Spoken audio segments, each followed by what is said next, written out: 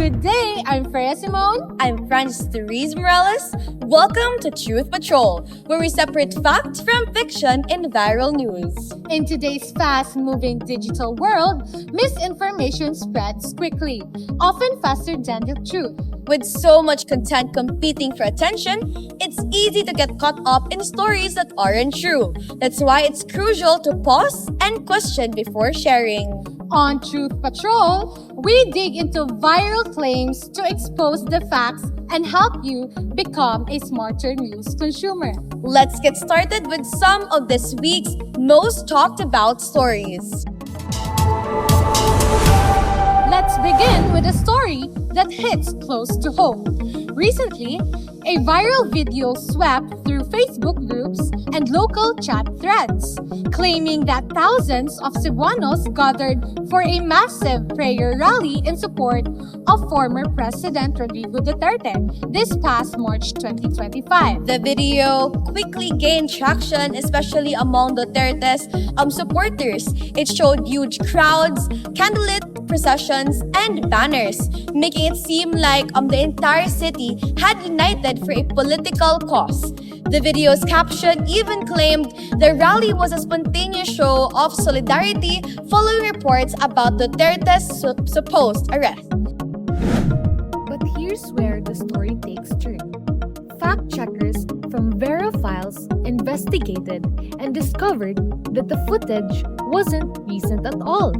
It was actually taken 2 months earlier on January 17, 2025, during a religious event known as the Penitential Walk with Mary. This annual Catholic procession is a long-standing tradition in Cebu and has no connection to politics. So how did a peaceful religious gathering become political propaganda? The video was edited and recaptioned, then reposted on Duterte's birthday. This timing was deliberate, designated to stir emotions and fuel online debates by falsely linking the event to Duterte's arrest. This is a classic example of how easily images and videos can be taken off context to mislead the public. The original event was about faith and community, but it was twisted into a tool of misinformation. It's a reminder that viral content isn't always what it seems, and that we should always double-check before believing or sharing these stories. Next, a viral post claiming that the Department of Education will add a grade 13 starting the school year 2025 to 2026 caused widespread concerns across the country. The post came from a Facebook page called Educational News and featured official-looking logos from DepEd and CHED, which made it seem credible at first glance. But the Department of Education quickly debunked this claim. There is no plan to add a grade 13. Instead, DepEd is focusing on streamlining the existing K-12 curriculum to reduce academic overload and improve learning outcomes. We ask DepEd to briefly answer some of the current issues. Una, ano yung issue on the grade 13 that you propose or DepEd proposes to introduce? Ano itong grade 13 ng DepEd? Yes, Mr. Chair. Yes. We have no such proposal for grade 13 po. We only have grade 11 and 12. So that's fake news po, Mr. Chair. The viral post is a classic example of misinformation using fake government documents and logos to create panic. Many students and parents were understandably alarmed by the sudden news, but it was completely false. This incident highlights the importance of verifying information through official channels like DepEd's website or verified social media accounts before sharing or reacting. When it comes to education, rumors can cause unnecessary fear and confusion. So always check trusted sources. We'll keep monitoring these stories and update you any real changes to education system. Now, we turn to one of the most unusual viral claims we've seen recently. Reports that Sweden has officially declared sex a sport and is planning to host a European sex championship. Yes, it sounds unbelievable, right? But this story spread rapidly on social media, fueled by a so-called Swedish Sex Federation, or SSF, complete with logos and a website. The claim caught the attention of many, sparking curiosity and a lot of online jokes. However, the Swedish Sport Confederation, the official body that governs sports in Sweden, immediately denied any involvement with such a federation or event. They confirmed no recognition of a sex sport or any related championship. Further investigation revealed that the website linked to the Swedish Sex Federation redirected visitors to adult content, exposing the entire story is a fabricated hoax designed to mislead and generate clicks.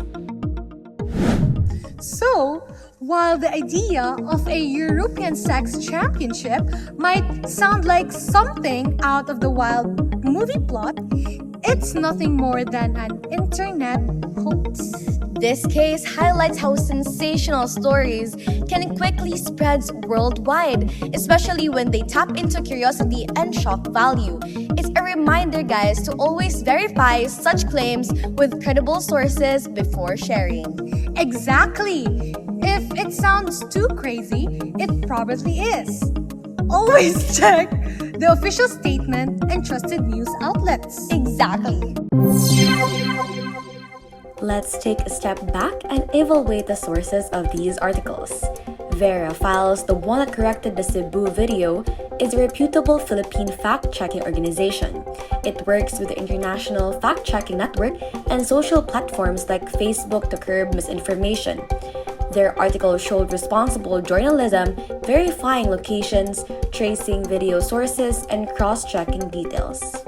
In contrast, the post about grade 13 came from a suspicious Facebook page, no official DepEd or CHED backing, and filled with design errors and clickbait links. This is a classic example of an online disinformation using fake urgencies and logos to look legit. The Sweden hoax highlights how false narratives can go global. It combines sensationalism with poor source accountability. Fortunately, global media watchdogs like Reuters and DW stepped in to trace the origin and expose the lack of official recognition.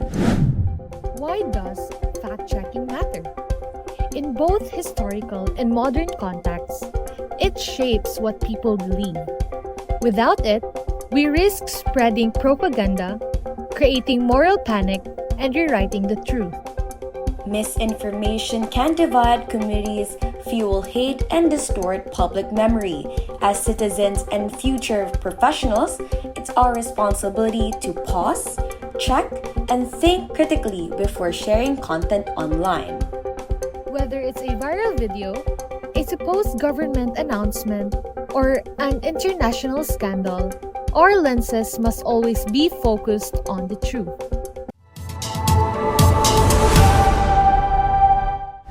That wraps up with our episode of Truth Patrol, where facts matter and misinformation meets its match. Remember, the power to shape our world lies in being informed. And that starts with questioning everything you hear and see. So stay vigilant, Stay curious, and above all, stay fact-checked.